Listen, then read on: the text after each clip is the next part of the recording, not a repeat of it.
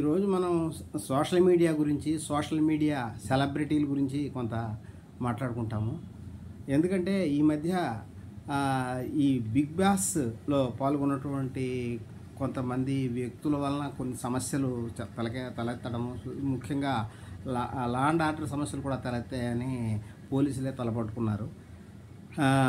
అది దాన్ని ఎలా చూడాలి అనేది కూడా వచ్చింది. అంటే సోషల్ మీడియాని మంచి ఉందా? లేకపోతే సోషల్ మీడియా సెలబ్రిటీలను కొత్తగా వస్తున్నారు. హీరోలు, హీరోయిన్లు ఇట్లా వీళ్ళని మించి ఫాలోయింగ్ వాళ్ళకు కూడా వస్తుంది. ఎంత ఫాలోయింగ్ వస్తుందంటే, పల్లవి ప్రశాంత్ అని ఒక మారుమూల గ్రామానికి సంబంధించిన రైతు కుటుంబం నుంచి వచ్చిన వ్యక్తి బిగ్ బాస్లో పాల్గొంటే అతని కోసం అతను చూడడానికి లక్షల మంది తరలి వచ్చారు.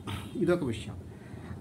ఇంకోటి ఏంటంటే, ఇది మంచి పరిణామమేనా అంటే, ఇంతవరకు అందరూ కూడా ఈ సోషల్ మీడియాని ముఖ్యంగా సినిమా వాళ్ళు కానీ ఎవరు కానీ రాజకీయ నాయకులు వాడుకుంటున్నారు. మత కలహాలను కూడా రెచ్చగొట్టైనా ఎలక్షన్స్లో ఎన్నికల్లో నెగ్గడానికి ఉపయోగిస్తున్నారు. ఒక సోషల్ మీడియా అనేది ప్రజల్ని ప్రభావితం చేసేటటువంటి శక్తిగా ఎప్పుడో అవతరించింది. ఇప్పుడు ఇంకొకటి ఏంటంటే, మనము ఎక్కడో ఎంత మారుమూల ఉన్న వ్యక్తి అయినా ఒక రాత్రికి రాత్రి లేకపోతే ఒక రోజులోనే సెలబ్రిటీగా మారేటటువంటి అవకాశాలను ఈ సోషల్ మీడియా వలన వచ్చింది. యూట్యూబ్లు కానీ, లేకపోతే ఫేస్బుక్లు కానీ, ఇన్స్టాగ్రామ్ ఇలాంటి కొత్త కొత్త వాటిల్లో మనకి చాలా అవకాశాలు వస్తున్నాయి. ఎప్పుడు ముఖం తెలియని వాళ్ళు కూడా సోషల్ మీడియాలోకి ఒకసారి వస్తున్నారు, ఒకసారి తర్వాత మరుగున పడిపోవడం కూడా కొందరు మరుగున పడిపోతున్నారు, దాంట్లో డబ్బులు సంపాదిస్తున్నారు. ఈ రకంగా సోషల్ మీడియా అనేది ఒక శక్తిగా అవతరించింది. అయితే మరి పల్లవి ప్రశాంత్ గురించి కొంటే ఒక విమర్శ వచ్చింది. అతను ఈ ఊరేగింపు వలన శాంతి భద్రతల సమస్య వచ్చిందని గోల్ చేస్తే దానికి కొంతమంది అన్నది ఏంటంటే, ఇప్పుడు ఇతనితోటే వచ్చిందా ఇది సమస్య? హీరోలు వాళ్ళ కోసం కొట్టుకు చచ్చే అభిమాన సంఘాలు, అభిమానులు చచ్చేంత ఇదిలో ఉంటారు, వాళ్ళు కొట్టుకు చూస్తూ ఉంటారు. మరి వాళ్ళకి లేనిది ఈ పల్లవి ప్రశాంత్ అని ఏదో మారుమూల గ్రామం నుంచి వచ్చిన ఒక రైతు బిడ్డ, లేకపోతే ఒక నిమ్న కులస్తుడు తన అభిమానుల కోసం వచ్చినప్పుడు ఏదో గొడవలు జరిగాయి, దానికి అతన్ని బాధ్యులు చేసేసి అంత కేసులు పెట్టాలా, అంటే భయంకరమైన కేసులు పెట్టారు, అవన్నీ పెట్టాలని వచ్చి తర్వాత సరే ఆ కేసులు ఉంటాయా పోతాయా అనేది అలా ఉంచి, ఇప్పుడు మన సోషల్ మీడియా అనేది అసలు ఎటువంటిది, అది మంచిగా చెడ్డగా అనేది కొంత మాట్లాడుకుందాం.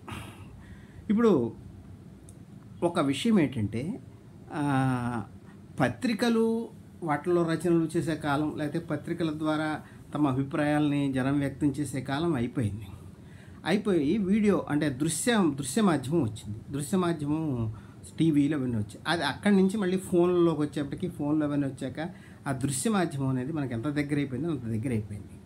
సినిమాలు అవన్నీ పోయి చివరికి నువ్వు రియాలిటీ షోలని వచ్చాయి. అంటే రియాలిటీ అనేదానికి షో బిజినెస్కి చాలా తేడా ఉంది. ఈ కెమెరా అనేది లేకపోతే దృశ్య మాధ్యమాలు అనేది ఒక షో బిజినెస్ని తీసుకొచ్చాయి.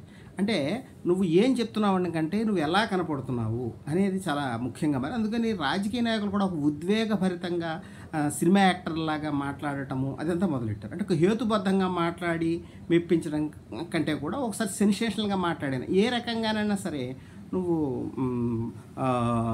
కెమెరా ముందు ఆకర్షించబడడం చాలా ముఖ్యం. తిట్టినా పర్వాలేదు, తిట్టించుకున్నా పర్వాలేదు, కానీ ఏదో ఒక రకంగా నువ్వు ఆకర్షించాలి జనాల్ని అనేది చాలా పెరిగింది.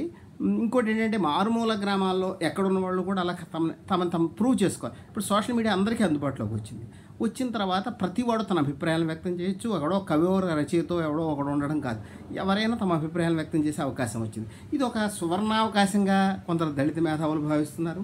కొందరు మేధావులు ఏమంటారంటే ఇది ఇంటలెక్చువాలిటీని దెబ్బతీస్తోందని అంటారు. కానీ ఇది ఒక వాస్తవం.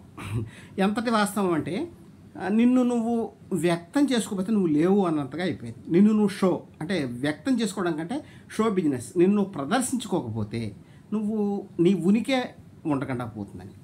నాకు డెకార్టే మాట ఒకటి గుర్తొస్తుంది, నేను ఆలోచిస్తున్నాను కనుక ఉన్నాను అని. అదే ఒక అధమమైన స్టేట్మెంట్. నేను ఉన్నాను కనుక ఆలోచిస్తున్నాను, నా ఉనికి అనేది సెల్ఫ్ ఎవిడెంట్ అని కాదని చెప్తుంది. అది ఆలోచించడంలో ఉండడానికి ఎలా సింపుల్ అవుతుంది, ఎలా కారణం అవుతుంది? నేను ఉన్నాను కనుక ఆలోచిస్తున్నాను. ఆలోచన అనేది, భాష అనేది పుట్టిన తర్వాత వచ్చేది. నా పుట్టుక కానీ ఏది కానీ ఒక సెల్ఫ్ ఎవిడెంట్, నేను ఉనికి సెల్ఫ్ ఎవిడెంట్ అంటే స్వతః ప్రమాణం అంటారు. అలా అటువంటి అవకాశం పోయింది. అటువంటి ఫిలాసఫీ కూడా ఇండియాలో ఉండేది. ఆ ఆత్మదర్శనం అంటే నిన్ను సాక్షాత్కరించుకోవడం, నిన్ను వ్యక్తీకరించుకోవడం కాదు, నిన్ను నువ్వు సాక్షాత్కరించుకోవడం. నువ్వు ఎవరికి వ్యక్తీకరించుకోకపోయినా నువ్వు ఉంటావు అనేది. కానీ ఆధునికత ఏం చేసిందంటే డెకార్టే నుంచి డెవలప్ అయినటువంటి తర్వాత ఏం డెవలప్ అయినా ఈ తనని తను ప్రదర్శించుకోవటం లేకపోతే తనని తను ప్రూవ్ చేసుకోవాల్సిన పరిస్థితి వచ్చేసింది. ఇది దీంతో ఈ దృశ్య మాధ్యమాలు వచ్చాక మరీ నువ్వు ఒక డేటాగా మార్చుకుని ఒక ఫేస్బుక్లోనో ఇన్స్టాగ్రామ్లో ఎక్కడ నీ ఫోటోలను ప్రదర్శిస్తే కానీ నువ్వు చచ్చిపోయావా అనుకుంటారు జనాలు. అలా రోజు నువ్వు ప్రదర్శించుకోవడం, డిజిటల్గా ప్రదర్శించుకోవడం, దృశ్య మాధ్యమం ద్వారా ప్రదర్శించుకోవడం అనేది ప్రధానమైపోయింది. చివరికి నీ వ్యక్తిగతమైనటువంటి విషయాలని లేకపోతే నీ వ్యక్తిగత అనుభూతులను కూడా ఒక ప్రదర్శనకి పెట్టడం వరకు అది వెళ్ళింది. అది మనకి రియాలిటీ షోలో మనకు కనపడుతుంది. అయితే ఇది ఇంటలెక్చువల్గా గొప్పది కాదు, ఇది చేత లేకపోతే పత్రికలు గొప్ప అనేవాళ్ళు నా మిత్రుల్లోనే కొందరు కనబడ్డారు. పత్రికలు ఎలా గొప్ప పత్రికలు కూడా ఈ దృశ్య మాధ్యమం తీవ్రంగా ప్రభావితం చేయడం ఎప్పుడు మొదలుపెట్టేసింది. దాన్ని మొత్తం ప్రభుత్వాలు కొనేసాయి వాటిని అన్నింటినీ పత్రికలు. అది గొప్పది ఎట్లా అవుతుంది? అది అంతే. అందుకని నువ్వు ఈ ఆధునిక ప్రపంచంలో జీవిస్తూ అలా అనటం అనేది కుదరదు. పత్రికలు ఏవో గొప్ప అని చివరికి వాళ్ళు ఈ యూట్యూబ్ని ఈ సోషల్ మీడియాని కూడా వాళ్ళే వాడుకోవడం మొదలుపెట్టారు. అంటే మనకు కూడా కొంచెం స్కోప్ ఉంది, మేము దీంట్లో మమ్మల్ని మేము గొప్పగా ప్రదర్శించుకుంటున్నామని దళితవాదులు కొందరు అనడం విన్నాను. అయితే వాళ్ళు ఒకటి గుర్తించట్లేదు, ఇది వాళ్ళ కోసం కానీ నా కోసం కానీ నీ కోసం కానీ లేదు. గొప్ప పెట్టుబడిదారులు లేకపోతే ఉన్నత స్థానాల్లో ఉన్నవాళ్ళు దాన్ని శాసించే స్థితిలో వాళ్ళు ఉంటారు. మిగిలిన వాళ్ళు దానిలో మనకి ఎక్కడొక్కడ ప్లేస్ కావాలి కనుక నా బోటోడు కూడా అక్కడ కనపడతాడు. అంతేకాని శాసించేది మాత్రం ఉన్నత వర్గాలే. మళ్ళీ ఆ ఉన్నత వర్గాల ఇంట్రెస్ట్లే వీళ్ళని కూడా శాసిస్తాయి. ఈ రైతు కూడా అక్కడికి వెళ్ళి ప్రదర్శించడం మంచిదే. బిగ్ బాస్లో చివరికి ఆయన ఎవరో గోగినేని బాబు, నేను హేతువాదిని అంటే ఆయన కూడా బిగ్ బాస్ షోకి వెళ్ళాడు. అయితే ఆ బిగ్ బాస్ షో అనేదే ఒక నాన్సెన్స్ అనేవాళ్ళు ఉన్నారు. నాన్సెన్సా కాదని తీసేసి అది ఒక షో బిజినెస్. అది నిన్ను ఇంటలెక్చువల్గా నీ భావాలను వ్యక్తం చేసుకోవడానికో నీ ఆలోచనలు వ్యక్తం చేసుకోవడానికో హేతుబద్ధమైనటువంటి రంగం కూడా కాదు, అది ఒక వేదిక కూడా కాదు. కానీ అది నువ్వు ప్రదర్శించుకోవడమే హేతుబద్ధతగా మారిపోయాక, నీ ఉనికిని నువ్వు చూపుకోవడమే ప్రధానమైపోయాక, నువ్వు నిన్ను చూపుకోవడం ద్వారానే అంటే షో బిజినెస్ ద్వారానే నీ ఉనికిని నిరూపించుకోవాల్సినటువంటి అధమ స్థాయికి ఆధునికత నేను తీసుకువచ్చాక ఇంకా ఈ సోషల్ మీడియా అనేది ఎక్కడొక్కడ నువ్వు కనపడాలి కనుక బిగ్ బాస్లో అన్నీ కూడా అవి కూడా రేషనాలిటీలోకి భాగంగా మారిపోతాయి. మావాడు కూడా వస్తున్నాడని కింది కులాల వాళ్ళు కూడా సంతోషిస్తాయి. మనం ఏం చేయలేము, ఇది ఇలాగే నడుస్తూ ఉంటుంది. అందుకని మనము ఈ షో బిజినెస్ యుగంలో ఉన్నాము. మన ఉనికిని మన షో బిజినెస్ ద్వారా నిరూపించుకోవాల్సినటువంటి స్థితికి వచ్చాము. ఇది మంచిదా చెడ్డదా మీరే ఆలోచించండి.